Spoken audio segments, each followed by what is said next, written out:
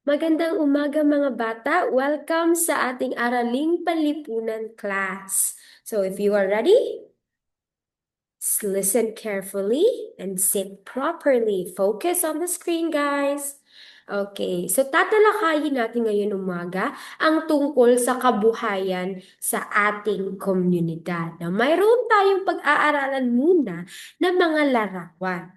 Everybody eyes on the screen. Now, ito ay isda nahuli ni Mang Lito mula sa dagat. Look at Mang Lito, who catched fish from the ocean. Next, ang gulay at kanin ay produkto ng mga magsasaka gaya ni Mang Ben. Just like Mang Ben, they have gulay and rice, the product from farming. Next, ang mga kutsara at tinidor ay mula sa mineral na minimina ni Mang Tony mula sa ilalim ng lupa. So they can get minerals under the ground so that they can create a product just like, oopsie, just like spoon and a fork. Alright? Ang plato ay nililikha ng mga magpapalayo na katulad ni Tatay June. Okay. So just like the plate that we use in eating, this is from magpapalayo, people who do pottery, ceramic pottery, that they can create plates.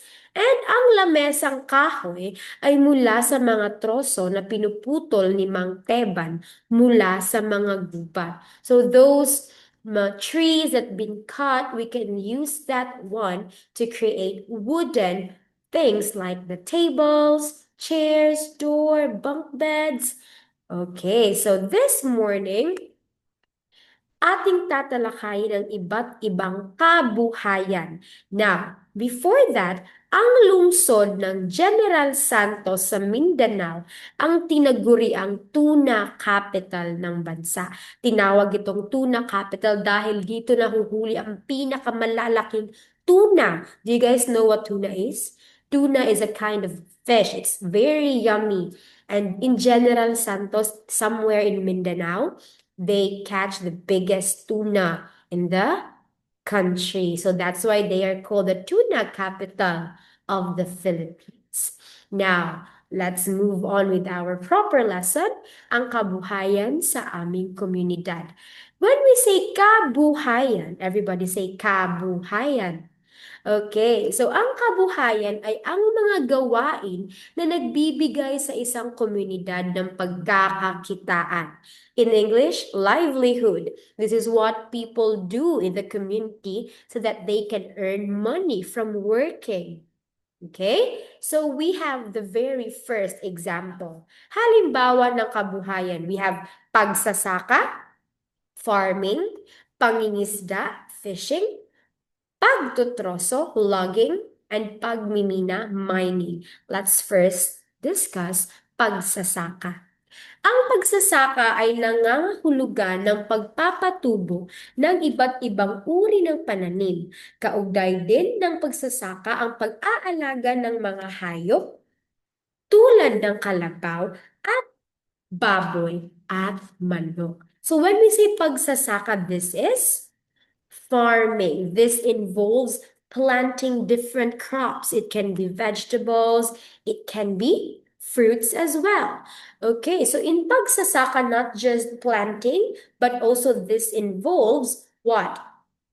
Okay, farming as well as growing animals, just like those carabaos, pigs, chickens. They can sell it after it's big enough.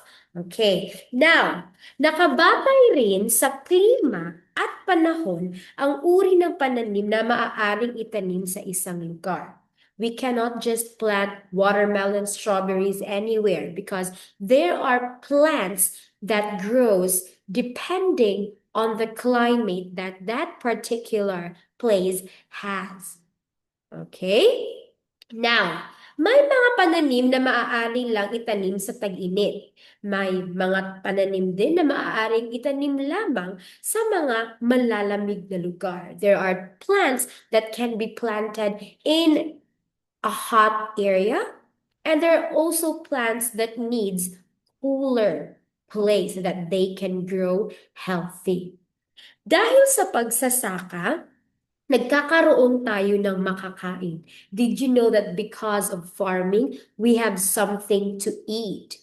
Who among you here loves eating chicken, fried chicken?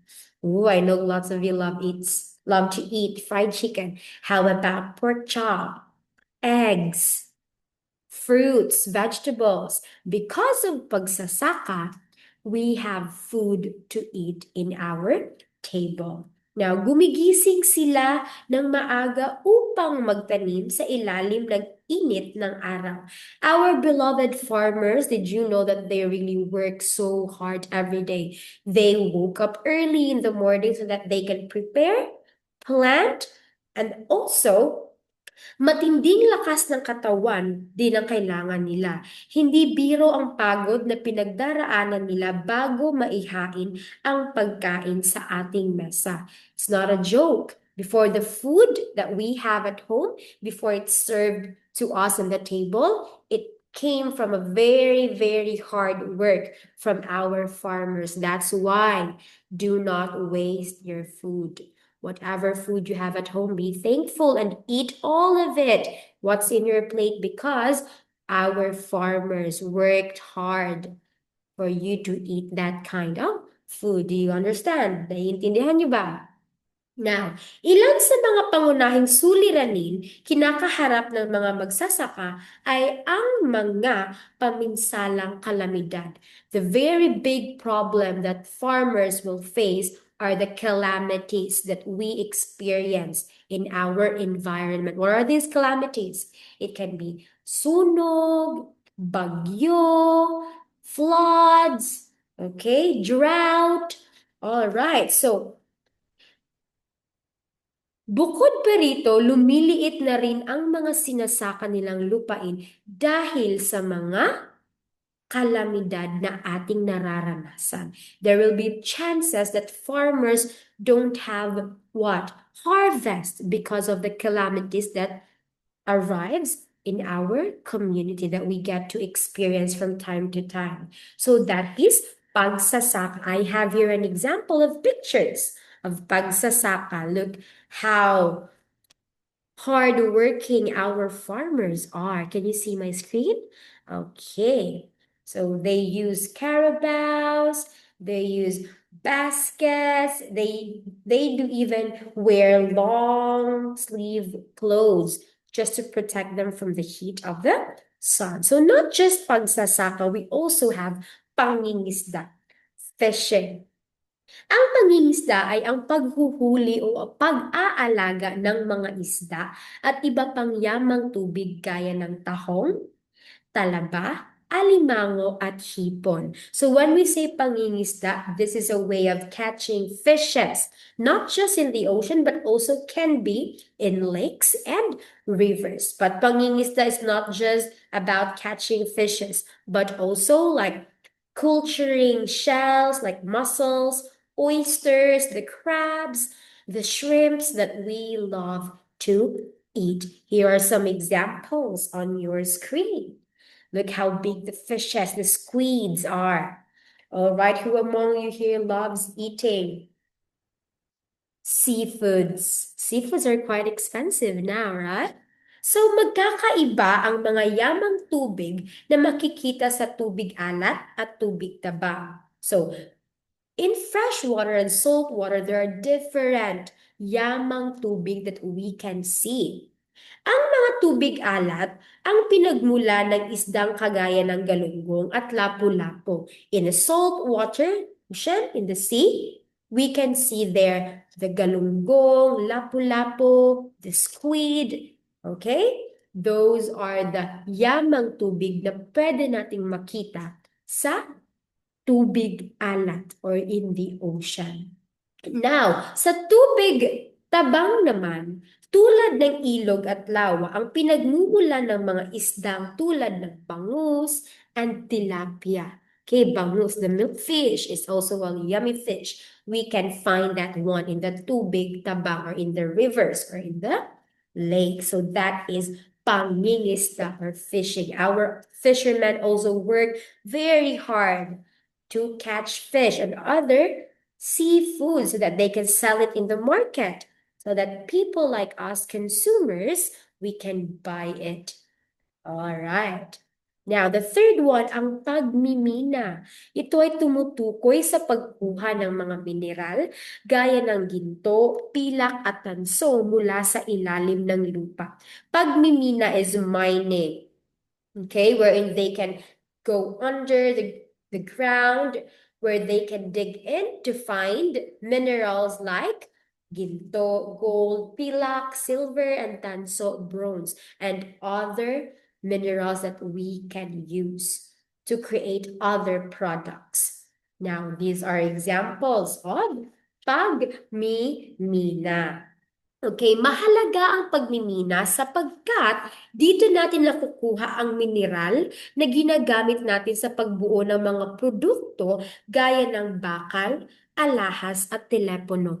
Mining is very, very dangerous job. Imagine going under the ground.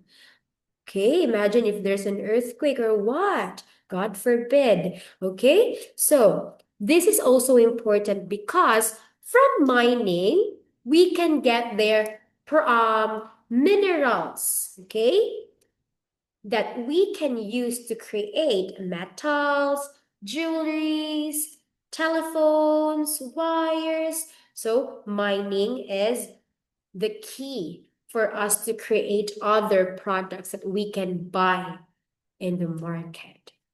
Now, karaniwang mayaman sa mineral ang mga kabundukan sa ating bansa. Our bulubundukin, our mountains are very rich when it comes to mineral. Halimbawa na lamang sa komunidad ni naghuhukay para makakuha ng mga mineral sa ilalim ng lupa. So who among you here wants to become a miner someday when they grow up? Oh, so this is pagmimina. And pagtutroso, logging. Ito ay tumutukoy sa pagpuputol ng mga punong kahoy. Ilan sa mga halimbawa ng matitibay na punong kahoy ay ang nara at akasya. Pagtutroso, logging. Make sure that you are legal when it comes to cutting down trees. We have learned last time that before people can cut trees, they need to get what? Permit. Okay, from the government so that they can what? Cut down trees. And examples of very strong kind of tree is our pambansang kahoy. Can you still remember what is our pambansang kahoy? It's the nara and one other punong kahoy that can be strong. It's an example of matibay. It's acacia. All right. So, pagtutroso. Karaniwang kabuhayan ito sa mga taong nakatira sa kabundukan. This is their common livelihood if they live near the mountains. Okay, mayaman sa punong kahoy ang ating bansa. We are very rich of trees. Kaya lamang, dahil sa labis na pagtutroso because of too much pagtutroso logging, mabilis itong nauubos. Oh no, trees are what almost ran out. We are very rich of trees, but then there are lots of people who illegally cut trees nowadays. So it's very, very not good. Ang pagtutroso ay dapat na may pahintulot sa pamahalaan, just like what I've said earlier. You need to get permit. You need to ask permission before climbing up the mountain and cutting trees. Okay, ang hindi pagsunod dito ay makukulong bilang parusa. You will be put to jail. All right. So that is pagtotroso. Now, these are just examples of our pagtotroso. Look at them. It's very hard. Imagine how big the trees are, and then you cut it down. And while you cut down trees, you need to wear safety gears to prevent from accidents. These are just the examples of livelihood that people in our community can do so that they can earn money. We also have other livelihood or kabuhayan in our community, just like this in our screen. We have people who creates dresses, okay? Modista or sastre. We also have our very own carpenters. They are the one who build houses, schools. Okay, we also have our panadero, our favorite breads, right? They are the ones who bake breads in the community. And we also have here, what do you think that kabuhayan is? Plumber, mga tubero, they are the ones who fix our drainages, our pipes in the community. These are the people that also helps us in our community. They also what? Have life. That's why they work very, very hard just for them to earn money because they have needs, just like us. We have needs every single day, not just the modista, sastre, carpentero, panadero, and the tubero. We also have other pangkabuhayan. Okay, other people who work so hard in our community to give service to the people who are in need. Meron tayong guro, teachers. We have our doktor at mga nurse. Okay, the doctors and the nurses. Ang ating mga police who keeps our community safe.